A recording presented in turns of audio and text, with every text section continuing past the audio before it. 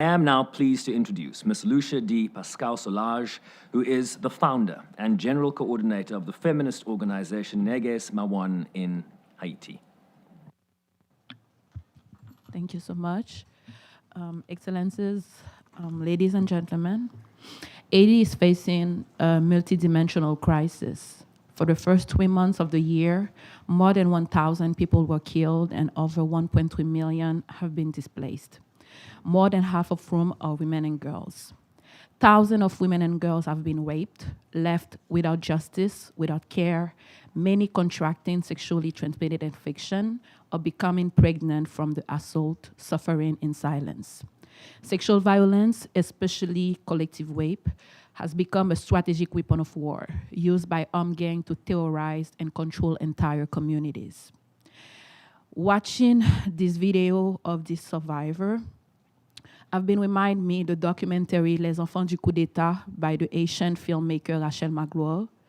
It is a powerful film that shares the voices of Haitian women survivors who were raped during the military coup between 1991 and 1994.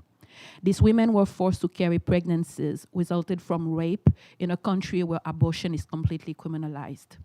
I also recall the stories of Haitian women who were subjected to systematic sexual violence during the Duvalier dictatorship. Rape was also used as a colonial tool of domination and dehumanization of Haitian women and girls, dates back to slavery, when the sexual violence against enslaved Black women was institutionalized to uphold system of control and exploitation. These crimes leave more than physical wounds. They create deep individual and collective trauma that are passed from one generation to another. And yet, healing remains inaccessible because justice is denied, support systems are underfunded, and feminist, culturally grounded response are absent or ignored. So yes, as a Haitian woman, an Haitian feminist, and a survivor of sexual violence myself, I know the importance of breaking the cycle, healing the scars, and addressing the intergenerational effect of this violence. Feminist organizations, especially in the Global South, have created powerful models of response and recovery rooted in survivors' lived experiences, our cultures, and our resilience. These approaches are beyond trauma care. They center dignity, reclaim power, and restore autonomy.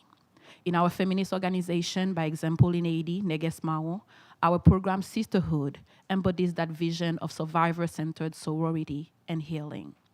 Feminist organizations have also pushed for active response to gender-based violence and for centering women's leadership and rights I prioritize in confronting conflict. And yet, in addressing Haiti's present and past crises, Haitian women have consistently been invisibilized. This failure is shocking because the UN and its member states have concluded that centering women is necessary to resolving conflict through UN Security Council Resolution 1325 and its progeny. Resolution 1820, for example, acknowledges explicitly that sexual violence used as a tool of conflict threatens peace and must be addressed as a peace-building priority. The Women, Peace, and Security agenda created by this resolution makes clear that addressing sexual violence and centering women's leadership are not optional. They are critical to ending conflict and building lasting peace for all that addressing doing social and economic prosperity. By example, for almost a year, Haitian feminists have been involved in promoting the policy framework for an effective and equitable transition in Haiti, an initiative put forward by Haitian civil society with global solidarity support in response to Haiti's women and girls being, yet again, left behind, even as they are targeted with brutal violence. The framework offers specific recommendations for urgent action.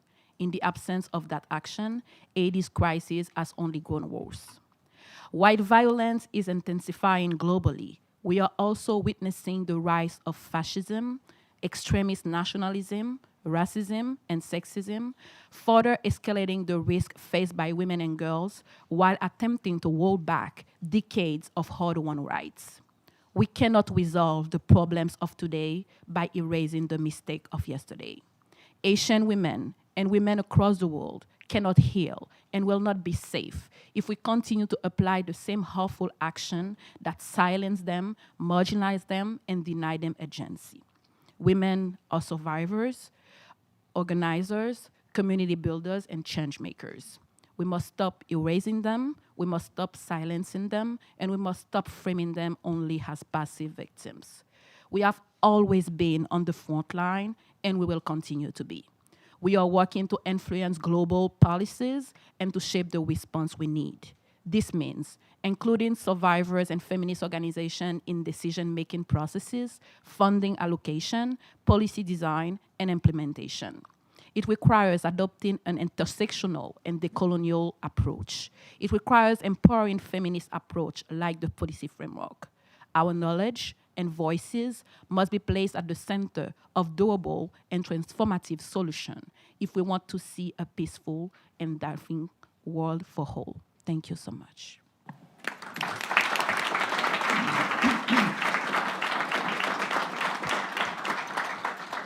Thank you, Ms. Solange, for channeling your personal pain into an inspiring and teaching moment for us, and for highlighting the importance of speaking up against injustice for survivors everywhere, especially in your home country, Haiti, but for survivors around the world.